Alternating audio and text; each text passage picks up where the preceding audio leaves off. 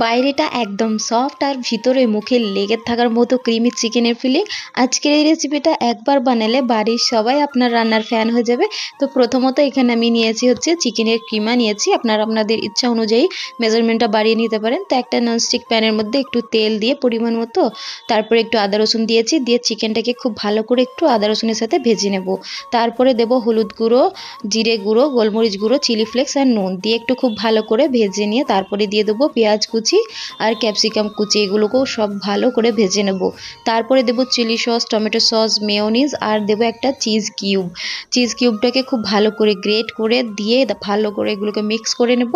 দেন এটা রান্না হয়ে গেছে। এখন আমরা যে সিডসগুলো হয় সেই সিডসগুলো তৈরি করে নেব। নিয়ে নেব ময়দা, পরিমাণ মতো নুন আর অল্প একটু পানি দিয়ে প্রথমে একটু ঘন করে ব্যাটারটা তৈরি করে নেব। তারপর এর মধ্যে দিয়ে দেবো একটা ডিম ভেঙে, এটাকে দিয়ে খুব ভালো করে আবারও মিক্স করে নেব। তারপরে দিয়ে দেবো এর মধ্যে তরল দুধ, দিয়ে খুব ভালো করে এটাকে মিক্স করে একটা ব্যাটার তৈরি করে নেব। আমি এখানে পানি, দুধ আর ডিম দিয়ে একটা ব্যাটার তৈরি করে নিয়েছি।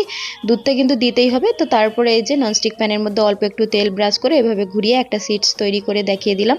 তো সবগুলো সিডস তৈরি করে নিয়ে তারপরে এভাবে র্যাপ করে নিতে হবে চিকেনের ক্রেপসের আকারে আমি তৈরি করে নিয়েছি। এখন এইগুলোকে ভেজে নেব।